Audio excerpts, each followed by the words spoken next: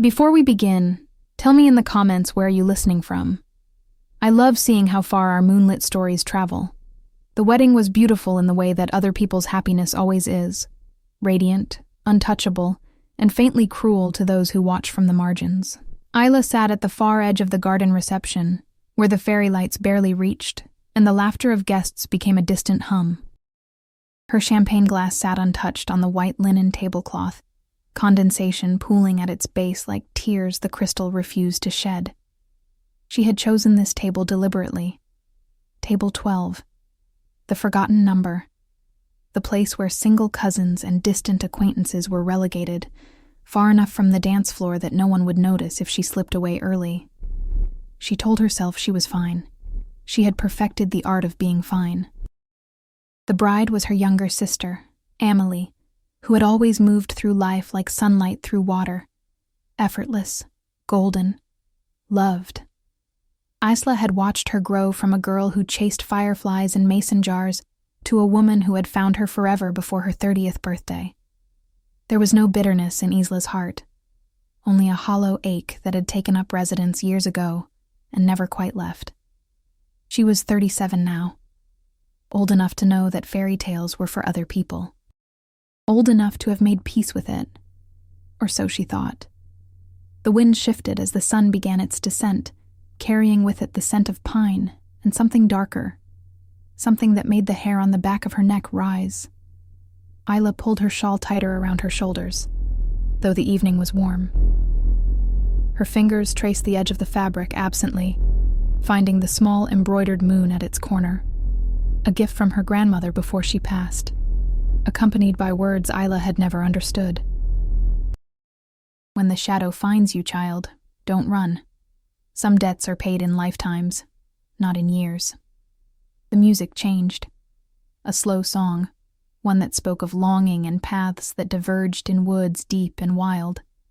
Couples moved to the dance floor, swaying in that unconscious rhythm that comes only to those who belong to each other.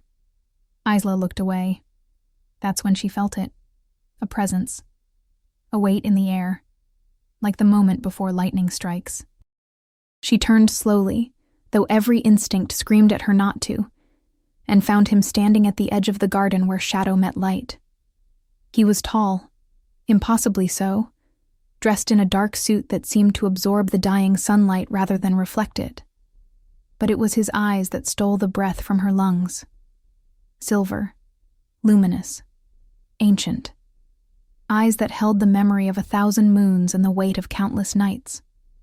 He was looking directly at her. Not at the bride. Not at the celebration. At her. Isla's heart stuttered, then raced.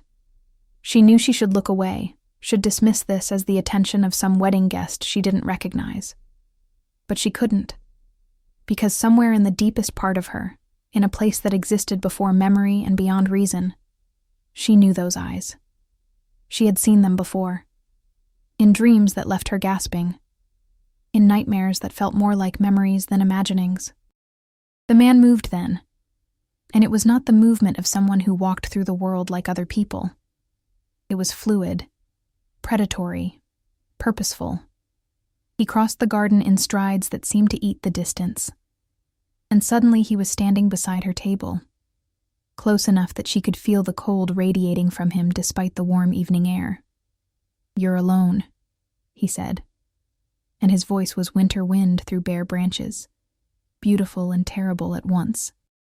"I prefer it," Isla managed, though her voice sounded small even to her own ears. The corner of his mouth lifted, but it wasn't quite a smile. Liar. The word should have offended her. Instead, it pierced something deep inside, some carefully constructed wall she had built brick by brick over the years. She stood abruptly, her chair scraping against the grass, ready to flee this stranger who saw too much. His hand caught her wrist, and the touch sent ice and fire racing up her arm. "Don't run from me, Isla," he said softly, dangerously. "Not again." She froze. "How do you know my name?" "I've known your name for 300 years. The world tilted. The music and laughter faded to white noise. Isla stared at him, at this impossible man with his silver eyes and his words that made no sense yet rang with the clarity of absolute truth. "You're insane," she whispered. But even as she said it, her left shoulder began to burn beneath her dress. The birthmark she had carried her entire life, the one shaped like a crescent moon with a shadow cutting through it, felt suddenly alive, pulsing with heat that made her gasp. He released her wrist but didn't step back. "Look at me and tell me you don't remember. Tell me you don't wake in the night with the taste of my name on your lips, even though you can never quite recall it come morning. Tell me you don't feel the pull, even now, even as you try to convince yourself I'm a stranger." Isla couldn't tell him those things, because they would be lies, and somehow she knew he would hear them. "Who are you?" she breathed. "I am the shadow that has followed you through 17 lifetimes. I am the debt that remains unpaid.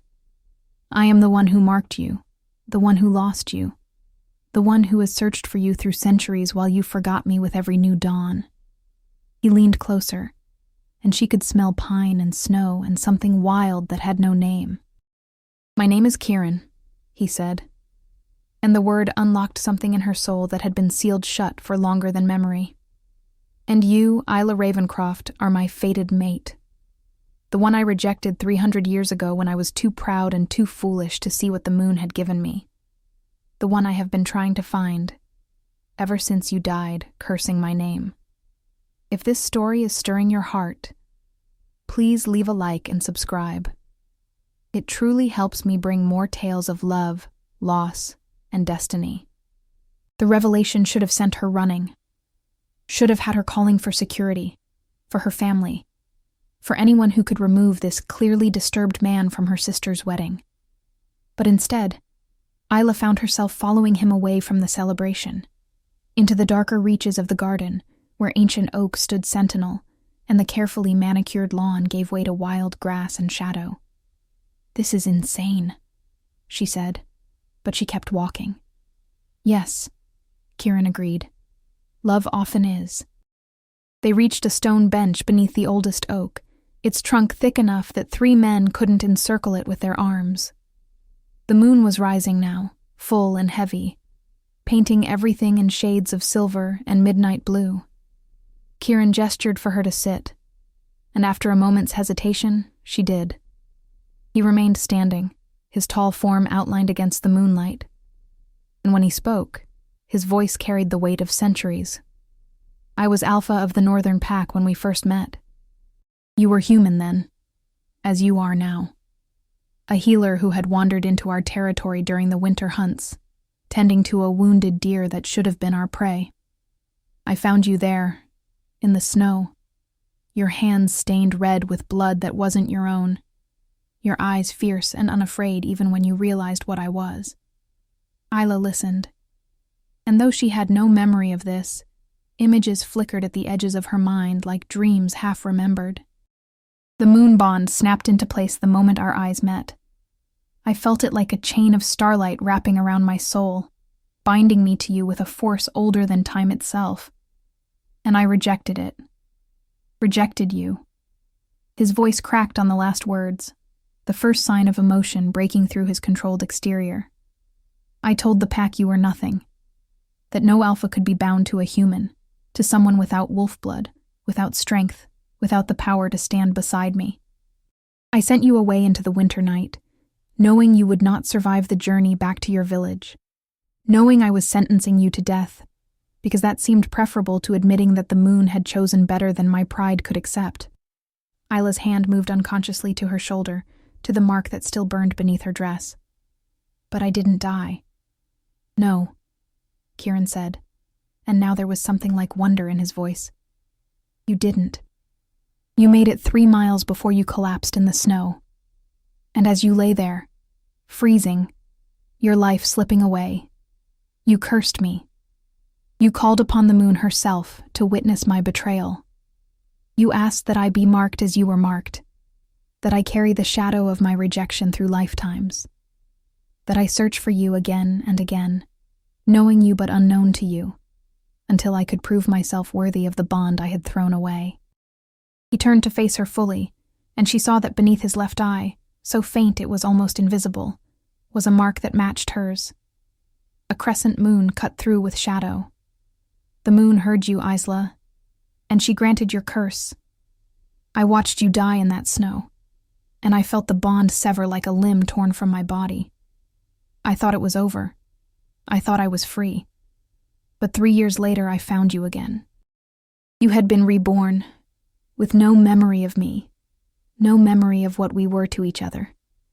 And when I tried to approach you, to tell you who you were to me, you looked at me with fear, with disgust, as though I were a monster from your nightmares. A tear traced down Isla's cheek, though she didn't know why she was crying. How many times? 17. 17 lifetimes where I have found you, and you have rejected me in turn. Sometimes with fear, sometimes with hatred. Once with pity, which was perhaps the worst of all. Each time you live a normal human span, never remembering, never knowing why your soul feels incomplete. And each time, when you die, I remain, unchanged, ageless, waiting for you to be reborn so I can try again. That's a hell of a curse, Isla whispered. It's the hell I earned. They sat in silence, the distant sound of the wedding celebration a world away.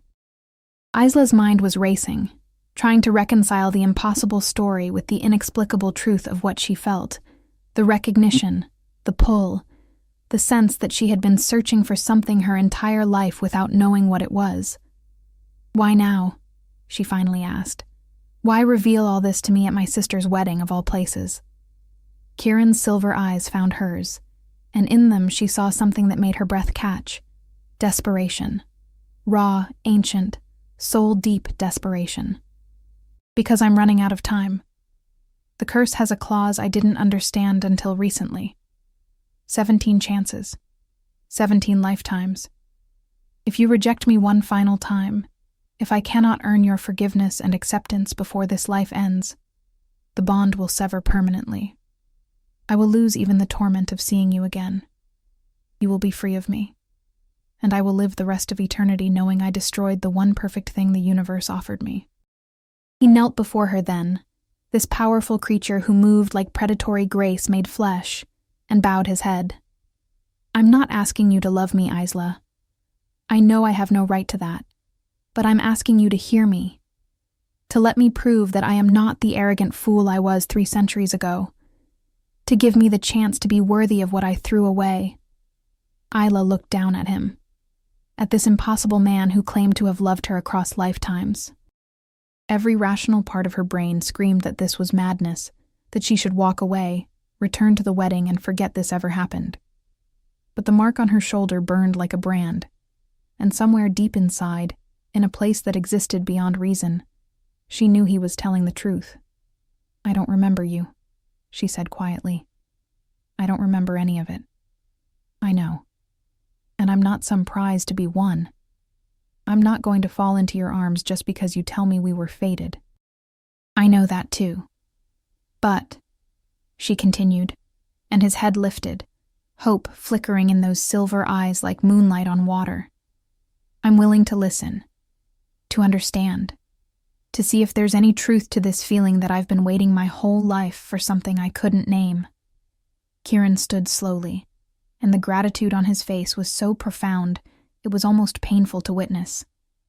That's all I ask, he said. A chance. Nothing more. Isla nodded, though her heart was pounding and her hands were shaking. Then tell me everything. Not here, not now, but tomorrow. Meet me tomorrow and tell me the whole story. All 17 lifetimes. Let me decide with all the information if this is destiny or delusion.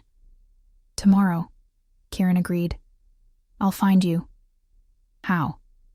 He smiled then, truly smiled, and it transformed his face from something cold and dangerous to something heartbreakingly beautiful.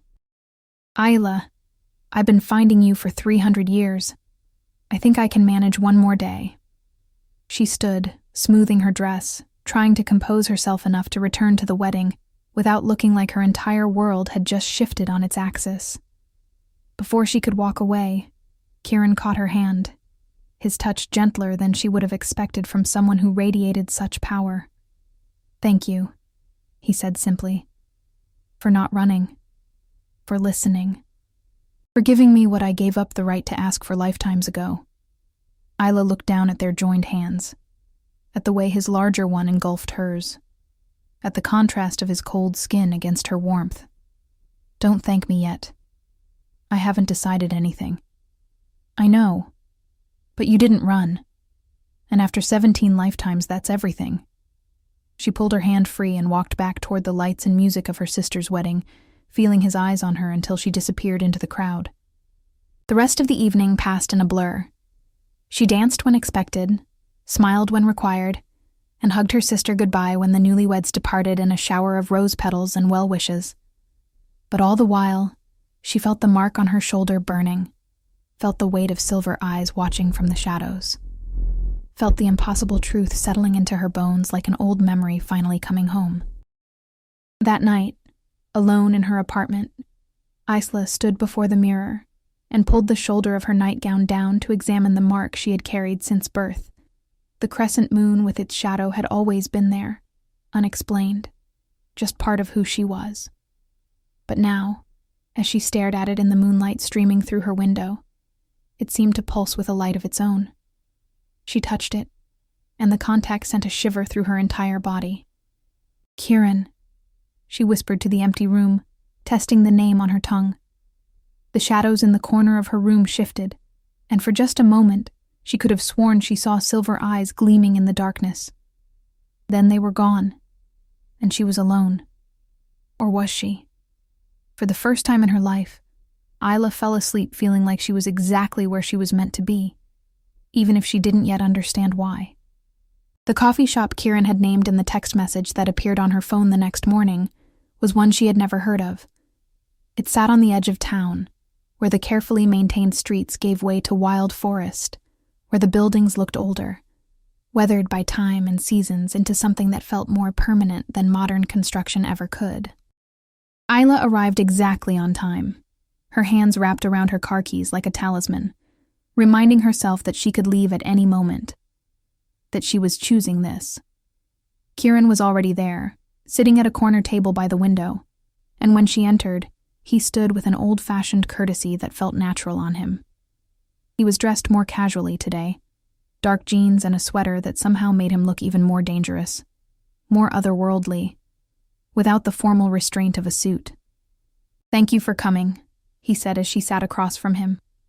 A waitress appeared, and Isla ordered coffee she wasn't sure she could drink. Her stomach was in knots. When they were alone again, Kieran leaned forward, his hands flat on the table, and began to speak. "The first time we met, it was 1724. You were 23 years old, a healer's daughter named Elspeth. You had red hair then, wild and untamed, and you sang while you worked. I heard your voice before I saw you, carrying through the winter woods like a promise of spring." As he spoke, Isla felt something stirring in her mind. Not memories exactly, but impressions, feelings, the ghost of sensations she couldn't quite name. Kieran told her of that first life, of how he had rejected her, of how she had cursed him with her dying breath. He told her of the second life, when she had been reborn as a merchant's daughter in a coastal town, how he had found her at 17 and tried to explain, only to have her flee in terror when he revealed his true nature. He told her of the third life, when she had been a scholar, brilliant and sharp-tongued, who had dismissed him as delusional. Of the fourth, when she had been married to another, and he had watched from afar, bound by the curse to be near her, but unable to interfere with the life she had chosen, without knowledge of their bond. The stories went on. 17 lifetimes, 17 versions of her, each unique, each precious, each ending with her death and his eternal wait for her return. "The worst," he said quietly, his voice rough with old pain, "was the 10th life. You were a soldier then, a woman who fought in wars men wouldn't let you enter, so you disguised yourself to serve. You were fierce and brave and so tired of the world. When I found you, wounded after a battle, and told you everything. You looked at me with these hollow eyes and said you wished I had let you die that first time. That 300 years of peace sounded better than one more lifetime of struggling. Isla's hand moved across the table before she could stop it, covering his. I'm sorry. Don't be. You were right. What kind of mercy is it? To be reborn again and again with no knowledge of why you feel incomplete? To search for something you can't name? I began to see the curse for what it truly was. Not just my punishment, but yours too. You were as trapped as I was, just without knowledge of your chains. Is that why you waited until now? Isla asked. Until this life? Kieran's fingers turned beneath hers, threading together, and the touch felt so natural it almost frightened her. I've approached you in every life. Sometimes early, sometimes late.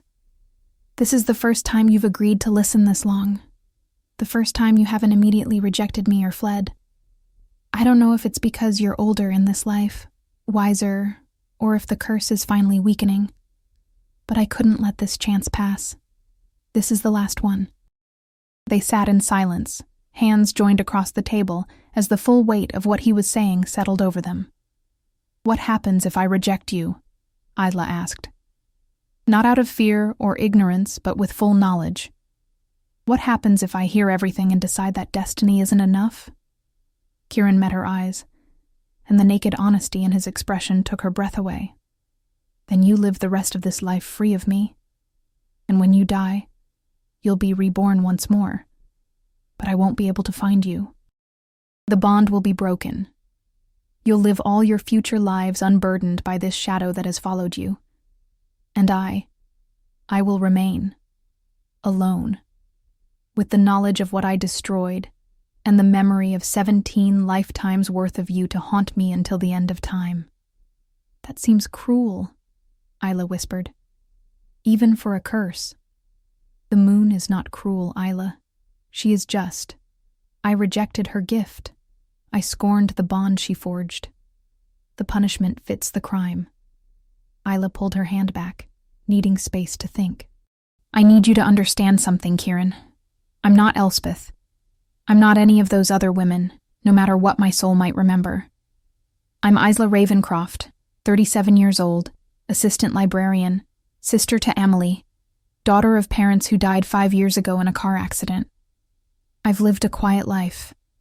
A good life, even if it's been lonely. And I don't know if I'm capable of being part of whatever grand destiny you're describing.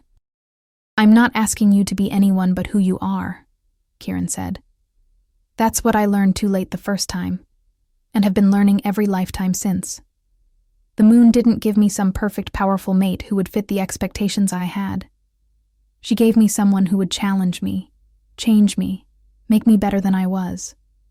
She gave me exactly what I needed, not what I thought I wanted. He stood then, dropping money on the table for coffee neither of them had touched. Walk with me? There's something I want to show you. Against her better judgment, against every self-preservation instinct she possessed, Isla nodded and followed him out of the coffee shop and into the forest that bordered the town. Thank you for listening until the end. Tell me in the comments what moved your heart the most, and don't forget to subscribe. Welcome to our family of moonlit souls. They walked in silence through paths that seemed to know Kieran's feet, winding deeper into trees that grew taller and older with each step. The sunlight filtered through leaves in shafts of gold and green, and the air smelled of earth and growth and the promise of rain. Finally, they emerged into a clearing that took Isla's breath away. It was circular, ringed by ancient pines, and in the center was a pool of water so clear it looked like liquid glass. But what made her gasp was the stone at the water's edge. A marker, weathered but still legible, carved with words in a language she didn't recognize, but somehow understood. Here lies Elspeth, marked by moon, claimed by shadow, beloved by the one who failed her. You buried me, Isla whispered, moving toward the stone. I buried all of you, Kieran said quietly. Every life. Every time I found you too late, or you died before I could earn your forgiveness. 17 graves in this clearing, 17 reminders of my failure. Isla turned to find him standing at the edge of the trees, his silver eyes haunted with the weight of centuries. The last one, he continued, gesturing to a spot near the water where the earth looked newer, was just 7 years ago. You were a painter in that life, vibrant and full of joy until cancer stole it all. I sat with you at the end, in a hospice room where they let me in because I told them I was your brother. You didn't know me, but you held my hand anyway, and you said something I'll never forget. What did I say? You said, "I've been waiting my whole life for something. I think I'm still waiting." And then you closed your eyes, and I lost you again. Tears were flowing freely down Isla's face now, though she couldn't have said why she was crying. She moved to him, this broken immortal who had loved her across lifetimes, and did something instinct demanded. She reached up and touched his face, tracing the shadow mark beneath his eye. "I'm so tired of waiting too," she whispered. "I just didn't know what I was waiting for until yesterday." Kieran's eyes closed at her touch, and she felt him tremble. "Isla, I don't remember any of it," she interrupted. "I don't have your memories or your certainty, but I believe you. And more than that, I feel it. This pull, this recognition, this sense that my soul knows something my mind hasn't caught up to yet." She took a deep breath, steadying herself for what she was about to say. "I'm not promising you love. I'm not promising you forever, but I'm saying yes to trying, to getting to know you, not as some shadow from the past, but as who you are now, to seeing if what the moon forged 300 years ago can be rebuilt with time and trust, and the truth of who we actually are, not who we were." Kieran opened his eyes, and what she saw there nearly undid her. Hope, raw and desperate and terrified. "Do you mean that?" "I do. But Kieran, you need to understand something. I'm human, mortal. Even if we do this, even if we build something real, I'm going to die. You're going to lose me again." "I know." "And you're still willing to do this? To love someone you know you'll lose?" He stepped closer, his hands cupping her face with a gentleness that belied his strength. And when he spoke, his voice was fierce with conviction. "Isla, I have loved you in 17 lifetimes, and I have lost you in 17 lifetimes. The pain of losing you has never outweighed the privilege of having known you. If all I get is this one lifetime, if all I get is 50 years or 40 or 30 or even 1, I will take it. Because one lifetime of truly being with you, of being worthy of you, is worth an eternity of waiting." She kissed him then, rising on her toes to close the distance between them, and it was like coming home to a place she had never been but always known. His lips were cold against hers, his body a contrast of ice and fire, and when he pulled her closer, she felt the mark on her shoulder flare with heat that matched the warmth spreading through her chest. The shadows in the clearing seemed to lighten, the sun breaking through clouds that hadn't been there moments before, and somewhere in the distance, a wolf howled. Not in mourning, but in triumph. When they finally broke apart, both breathless despite Kieran's immortal nature, Isla laughed through her tears. "So what now? Do we ride off into the sunset? Does the curse break in a shower of magical light?" Kieran smiled, truly smiled, and she decided it was her favorite expression she had ever seen on any face. "Nothing so dramatic. The curse breaks when you accept me fully, with knowledge and free will, as your mate. When you choose me not because of destiny or obligation, but because of who we are to each other now. That could take time. I have time. For the first time in 300 years, I have time that feels like a gift rather than a torment." They walked back through the forest hand in hand, and Isla felt the weight of 17 lifetimes settling into something that felt less like burden and more like foundation. She didn't know what the future held. Didn't know if they would succeed where they had failed so many times before. But for the first time in her life, she didn't feel alone. The weeks that followed were a revelation. Kieran courted her the way men had courted in the time he was born, with patience, with attention, with a respect for her autonomy that made her trust him more with each passing day. He showed her his world, the pack that had long ago learned to live without an alpha who spent his existence searching. He introduced her to others like him, to the hidden society that existed in the shadows of the mundane world. And slowly, carefully, Isla opened her heart to the impossible.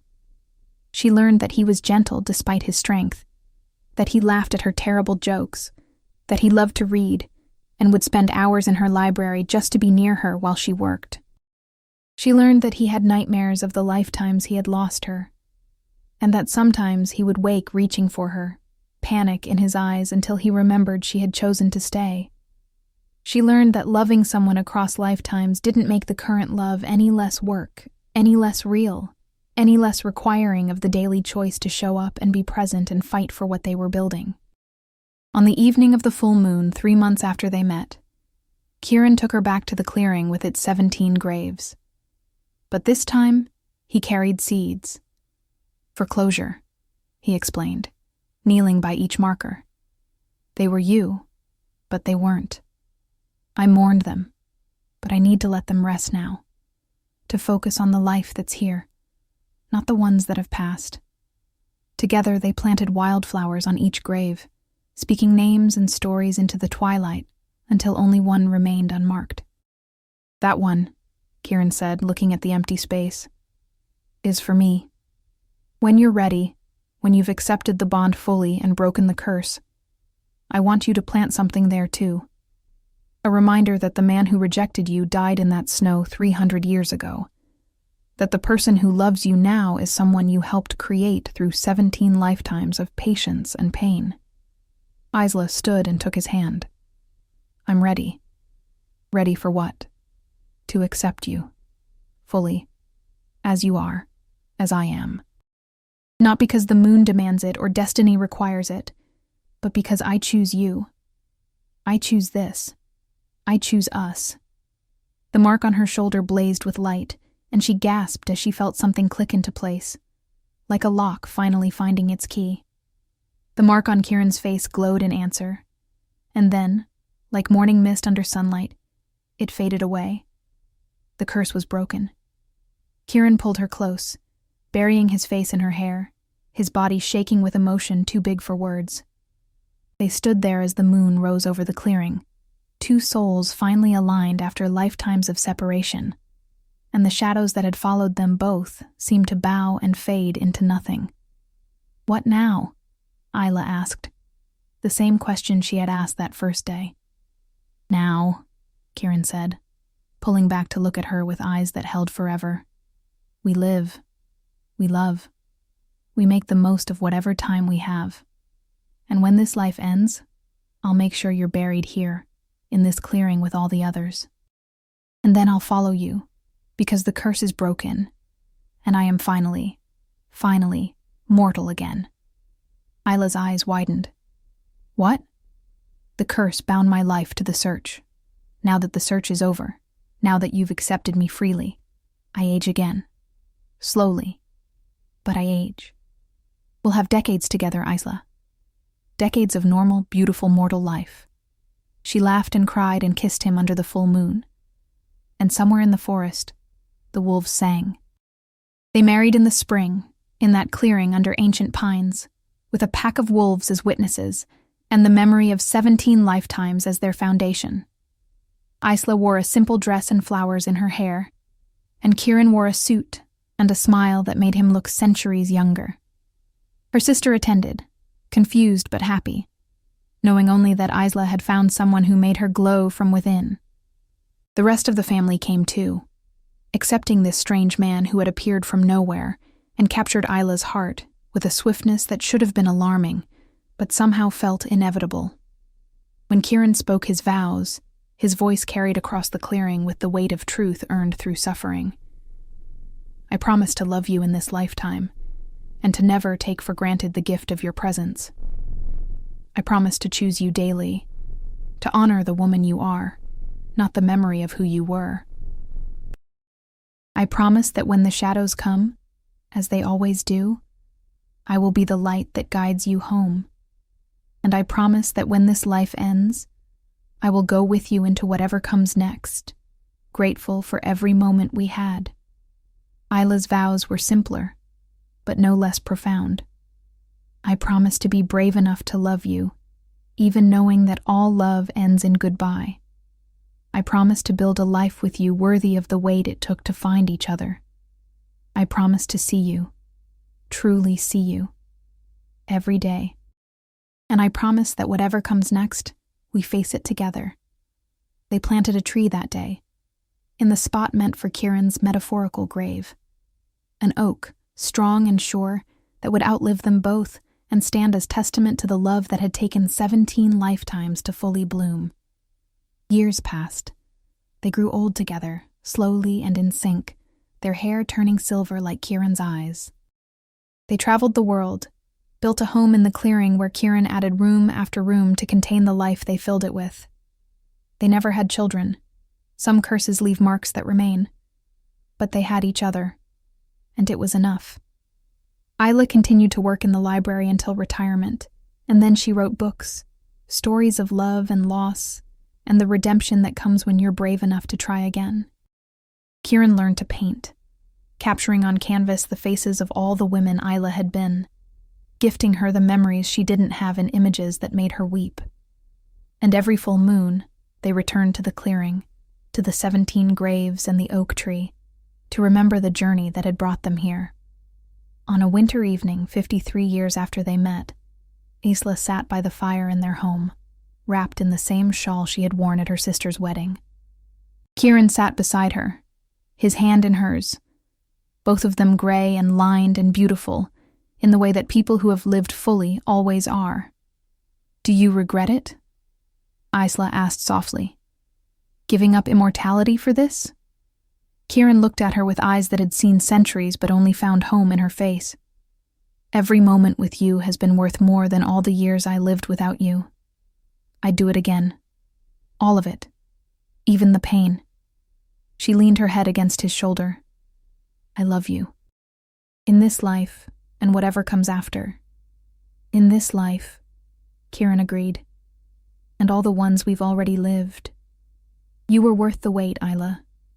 You were always worth the wait." They sat in silence as the fire burned low and the moon rose over their clearing, casting silver light through the windows. And when spring came, and the oak tree bloomed, 2 more graves appeared beneath its branches, side by side, no longer separated by lifetimes or curses, or the mistakes of the past. Just 2 souls, finally at peace, finally together, finally home. Epilogue: The Whisper of the Moon. The moon watches over her children with eyes that see beyond time, beyond the linear march of mortal days. She sees the threads that connect souls across lifetimes, the bonds that stretch and strain but never quite break, the love that persists even when memory fails. Some bonds are forged in fire and must be tempered in the waters of suffering before they can bear the weight they were meant to hold. Some love must be lost and found, and lost again, before it can be truly claimed. This is not cruelty. This is transformation. The shadow that follows you is not tentar novamente. Continuar always a curse. Sometimes it is a promise. Sometimes it is the shape of the person you will become, once you are brave enough to turn and face it. In a clearing where 17 graves rest beneath an ancient oak, wildflowers bloom in patterns that shift with each passing season.